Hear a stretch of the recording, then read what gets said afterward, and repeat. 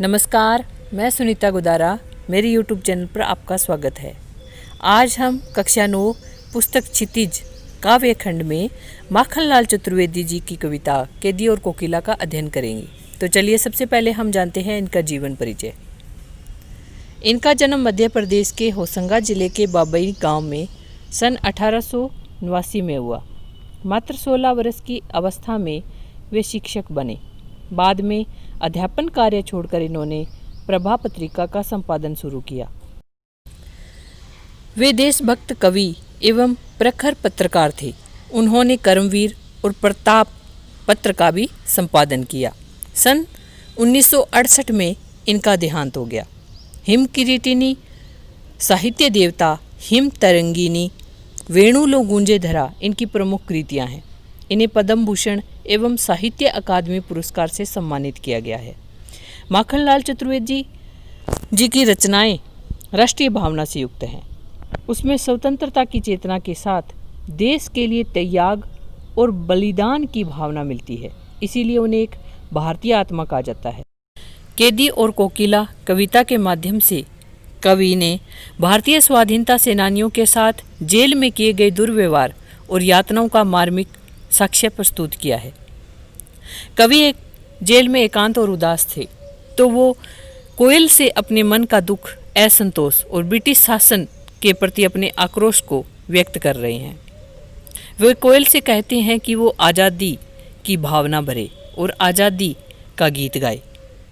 चलिए अब शुरू करते हैं व्याख्या। उससे पहले अगर आप मेरे चैनल पर नए हैं तो मेरे चैनल को सब्सक्राइब कर लें और बेल आइकन को प्रेस कर लें ताकि आने वाला हर नोटिफिकेशन आप तक पहुंच सके। चलिए शुरू करते हैं। कारागाह में जब आधी रात को कोयल गाती है तो स्वतंत्रता सेनानी जो कारागाह में बंद था वह सोचता है कि यह कोयल क्यों गा रही है। उस स्वतंत्रता सेनानी के मन में कोयल के प्रति अनेक भाव और प्रश्न उभरते हैं, तो वो एक एक करके फिर कोयल से पूछने लगता है। तो क्या पूछता है वह? क्या गाती हो, क्यों रह जाती हो, कोकिल बोलो तो, कि हे कोयल तुम क्या गा रही हो, क्यों रह जाती हो, कि तुम गाते गाते चुप हो जाती हो और फिर गाने लगती हो। हे कोयल बोलो तुम क्या गा रही हो, क्या लाती हो, संदेशा किसका है, कोकिल बोलो तो, कि तुम किसका संदेशा लेकर आई हो, क्या तुम मेरे लिए कोई संदेश लेकर आई हो। हे कोयल तुम मुझे बताओ कि तुम मेरे लिए क्या लेकर आई हो। ऊंची काली दीवारों के घेरे में, डाकू चोर बटमारों के डेरे में, जीने को देते नहीं पेट भर खाना, मरने भी देते नहीं तड़फ रह जाना। यहाँ स्वतंत्रता सेनानी ब्रिटिश शासकों द्वारा जीत जाने वाली कारागाह में यातनाओं का वर्णन कर रहा है। स्वतंत्रता सेनानी कह रहा है, ऊंची काली दीवारों के घेरे में, डाकू चोर बटमारों के डेरे में, कि हम इस जेल में जिसकी दीवारें ऊंची और काली हैं, अंधेरी हैं, उसमें हम बंद हैं, डाकू चोर बटमारों के डेरे में। और यहाँ पर रहने वाले डाकू चोर और लुटेरे हैं जिनके साथ हमें रहना पड़ता है। किसके लिए है? जो ब्रिटिश शासक के पहरेदार जो जेल में बिठाए गए हैं उनके लिए स्वतंत्रता सेनानी कह रहा है। जीने को देते नहीं पेट भर खाना, मरने भी देते नहीं तड़फ रह न जाना। यहाँ स्वतंत्रता सेनानी कह रहा है कि ये हमें जीने के लिए पेट भर खाना भी नहीं देते हैं, भरपेट भोजन भी हमें नहीं मिलता है, मरने भी देते नहीं तड़फ रह जाना, और ना ही ये हमें मरने देते हैं, हमें ये तड़फाते रहते हैं, हम तड़फ कर रह जाते हैं क्योंकि हमें भोजन पूरा मिलता नहीं है। और अर्थात ब्रिटिश शासन जो है वो हमें तड़फा कर जीवित रखना चाहता है, ये हमें झुकाना चाहता है, लेकिन हम इसके सामने कभी भी नहीं झुकेंगे। जीवन पर अब दिन रात कड़ा पहरा है, शासन है या तम का प्रभाव गहरा है।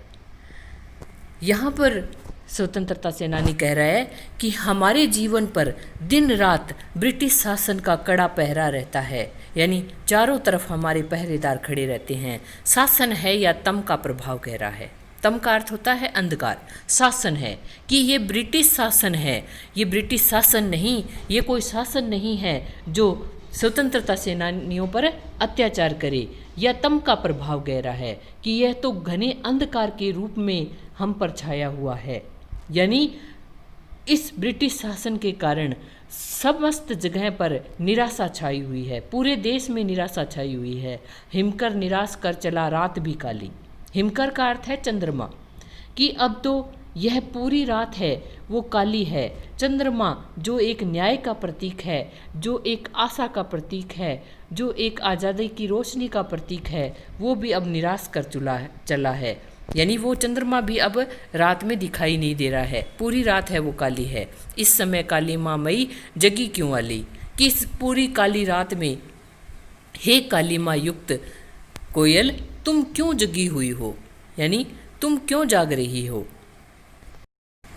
आगे कवि कह रहा है, क्यों हूंक पड़ी वेदना बोझ वाली सी कोकिला बोलो तो, कि हे कोयल तू क्यों हूंक पड़ी है। यानी तुम्हें तुम्हारी हुंकार देख करके, तुम्हारी पुकार देख करके ऐसा लगता है जैसे तुमने कोई वेदना का बोझ है वो दिल पर ले रखा है। यानी तुम्हारे गीतों से ऐसा लगता है जैसे कोई वेदना, कोई दुख है वो बोल रहा हो। क्या लूटा मृदुल वैभव की रखवाली सी कोकिला बोलो तो, कि हे कोयल तुम बताओ कि तुम्हारे गीत में इतनी वेदना, इतना दुख, इतनी पीड़ा क्यों है, तुम्हारा क्या लूट गया है। मृदुल वैभव की रखवाली सी कोकिल बोलो तो, कि तुम तो कोमल वैभव की रखवाली करने वाली हो। यानी तुम्हारे मुँह से तो मधुर गीत निकलते हैं जो सभी को आनंद प्रदान करते हैं।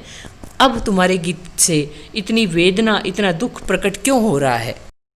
कवि भी कोयल की वेदना देख करके व्याकुल हो उठा है और कोयल से प्रश्न करता है, क्या हुई बावली अर्धरात्रि को चीखी कोकिल बोलो तो।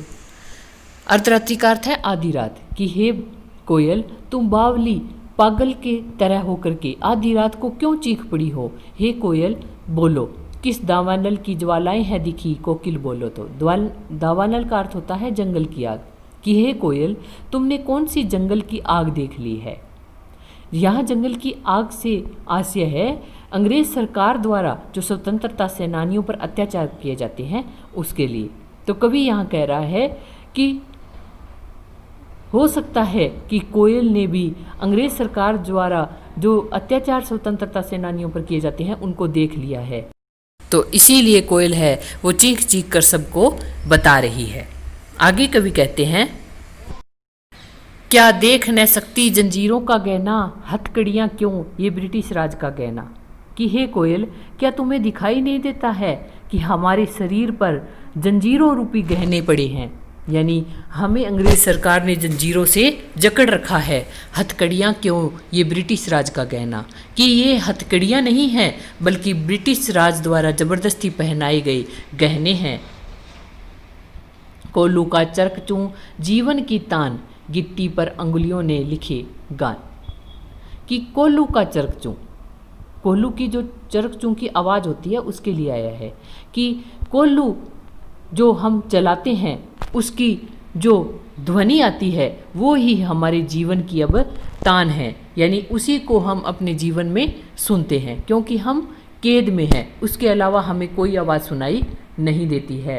गिट्टी पर अंगुलियों ने लिखे गान, और हम सारा दिन पत्थर तोड़ते हैं और उन्हीं पत्थरों पर हम स्वतंत्रता के गीत लिख रहे हैं, उन्हीं का गान हम कर रहे हैं। हूँ मोट खींचता लगा पेट पर जुआ खाली करता हूँ ब्रिटिश अक्कड़ का कुआ। मोट का अर्थ है चर्चा और जुआ का अर्थ यहाँ होगा, वैसे तो बेलों के ऊपर डाली जाने वाली लकड़ी होती है, लेकिन यहाँ पर पेट पर जुआ का अर्थ है पेट पर बांधी जाने वाली रस्सी। तो यहाँ पर कवि इसके माध्यम से जो ब्रिटिश सरकार है, ब्रिटिश जेल में जो स्वतंत्रता सेनानियों पर अत्याचार किए जाते थे, उनसे जो काम करवाया जाता था उसका वर्णन कर रहा है कि हम पेट पर रस्सी बांध करके कोल्लू का चरसा चलाया करते हैं, खाली करता हूँ ब्रिटिश अक्कड़ का कुआं, और ऐसा करके हम ब्रिटिश अक्कड़ का कुआं खाली कर रहे हैं।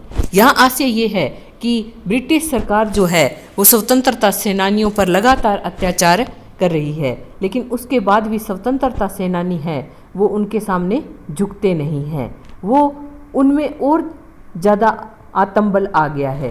वे चाहे भूखे रहें, चाहे उनसे कितना भी काम को क्यों न करवाया जाए, लेकिन वो ब्रिटिश सरकार के सामने झुकेंगे नहीं। दिन में करुणा क्यों जगे रुलाने वाली, इसीलिए रात में गजब ढार ही आली। कि दिन में तो स्वतंत्रता सेनानियों पर अत्याचार होते हैं, तो उस समय तुम अपनी करुणा को प्रकट नहीं कर सकती। इसीलिए हे रुलाने वाली, हे कोयल, तुम रात में स्वतंत्रता सेनानियों को सांत्वना देने के लिए आई हो। ऐसा करके तो तुम गजब ढा रही हो। इस शांत समय में अंधकार को भेद रो रही क्यों हो, कोकिल बोलो तो। कि रात का समय है, ये शांत समय है, कि हे कोयल, इस शांत समय में तुम अंधकार को भेद करके क्यों रो रही हो। ये कोकिल, तुम बताओ कि तुम क्यों रो रही हो। चुपचाप मधुर विद्रोह बीज इस भांति बो रही क्यों हो, कोकिल बोलो तो। कि क्या तुम हमारे भीतर अंग्रेज शासकों के विरुद्ध विद्रोह के बीज बो रही हो, यानी तुम हमें अंग्रेजों से युद्ध करने के लिए, अंग्रेजों के विरुद्ध क्रांति करने के लिए हमें जगा रही हो। यानी कवि को लगता है कि कोयल है वो स्वतंत्रता सेनानियों में देशभक्ति की भावना भर रही है, और कोयल चाहती है कि देशभक्ति की भावना से ओतप्रोत होकर के स्वतंत्रता सेनानी है वो अंग्रेजों के विरुद्ध लड़े और भारत को पराधीनता से मुक्त करे। एक कैदी है वो कोयल से कह रहा है, काली तू रजनी भी काली, शासन की करनी भी काली। कि हे कोयल, तू काली है, रजनी अर्थात रात्रि भी काली है, शासन की करनी भी काली, और ये जो ब्रिटिश शासन है उसके जो कर्म है वो भी काले हैं, यानी वो हम पर अत्याचार करते हैं, उनकी करतूतें हैं वो काली हैं। काली लहर कल्पना काली, और पूरे देश में जो ब्रिटिश शासन की लहर फैली हुई है वह काली है, कल्पना काली, और जो हमारे मन में कल्पना आ रही है वह भी काली है। मेरी काल कोठरी काली, और मैं जिस काल कोठरी में बंद हूँ वह भी काली है।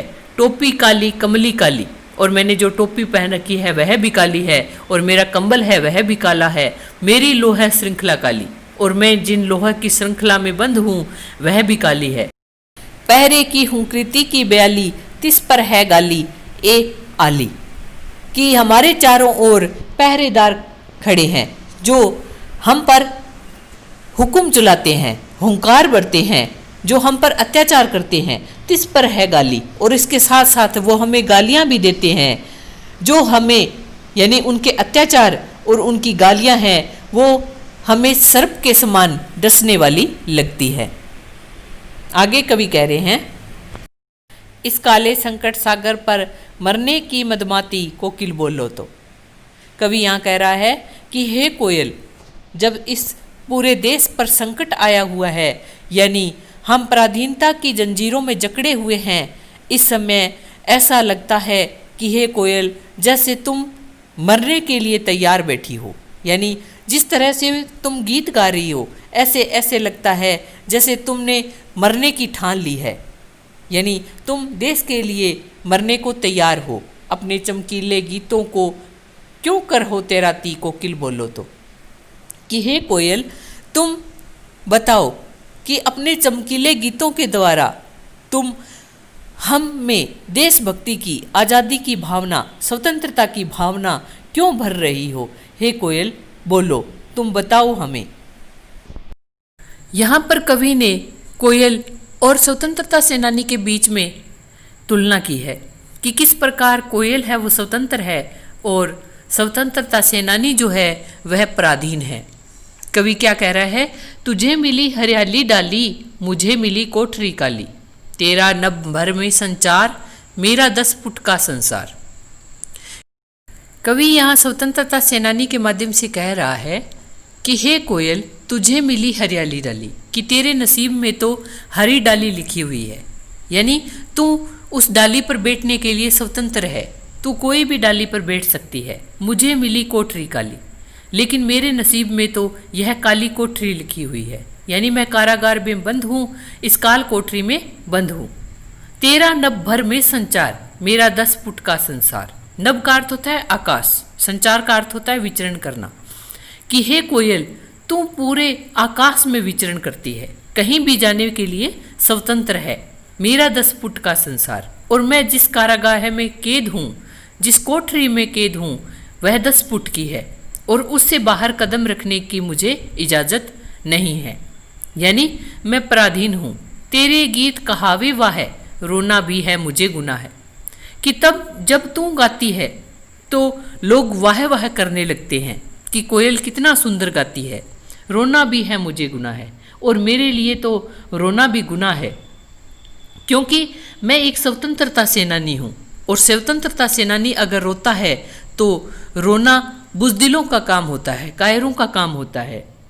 कि मैं तो हंसते हंसते ब्रिटिश शासन द्वारा जो भी अत्याचार हम पर किए जाते हैं, हम उसे हंसते हंसते सहन करते हैं और धरती माँ के लिए कुर्बान हो जाते हैं। देख देख विषमता तेरी मेरी, बजा रही तिस पर रणभेरी। रणभेरी का अर्थ होता है युद्ध का संगीत। युद्ध में जो शंखनाद किया जाता है उसके लिए आया है। तो केदी यहाँ पर क्या कह रहा है कि हे कोयल, तू देख कि तुझ में और मुझ में कितनी विषमता है। यानी तू स्वतंत्र है और मैं परतंत्र हूँ। तेरा और मेरा जमीन आसमान का फर्क है, लेकिन फिर भी बजा रही तिस पर रणभेरी, लेकिन फिर भी तू युद्ध का संगीत बजा रही है, क्रांति का आह्वान कर रही है।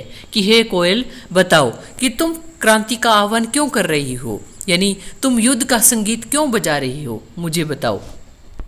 क्योंकि तुम तो स्वतंत्र हो, तुम्हें युद्ध का संगीत बजाने की क्या जरूरत है। लेकिन तुम भी चाहती हो कि यह देश आज़ाद हो, इसीलिए तुम अपने गीतों के माध्यम से स्वतंत्रता सेनानियों में आज़ादी की भावना भर रही हो। आगे कवि कह रहे हैं, इस हुंकृति पर अपनी कृति से और कहो क्या कर दूं, कोकिल बोलो तो। कि हे कोयल, तुम्हारी हुंकार जो है, यानी तुम्हारे जो गीत हैं, वो हमें आज़ादी का संदेश दे रहे हैं, और इससे यानी मैं तुमसे प्रभावित हूँ। तुम बताओ अपनी कृति से और कहो क्या कर दूं, कोकिल बोलो तो। कि मैं अपनी इस रचना के माध्यम से सभी में क्रांति की भावना भर रहा हूँ। कि हे कोयल, और मैं क्या कर सकता हूँ, तुम मुझे बताओ। मोहन के व्रत पर प्राणों का आसव किस में भर दूं, कोकिल बोलो तो। कि हे कोयल, तुम बताओ, जो गांधी जी ने जो भारत को स्वतंत्र कराने का जो व्रत धारण किया है, उसमें मैं किस तरह अपने प्राणों को न्यौछावर करूं, कोकिल बोलो तो। कि हे कोयल, तुम बताओ कि आज़ादी के लिए मैं और क्या कर सकता हूं। तो कविता यहीं समाप्त होती है। आशा करती हूँ ये वीडियो आपको अच्छी लगी होगी। अगर अच्छी लगी तो मेरे चैनल को सब्सक्राइब करें, लाइक करें और शेयर करना ना भूलें। Thank you.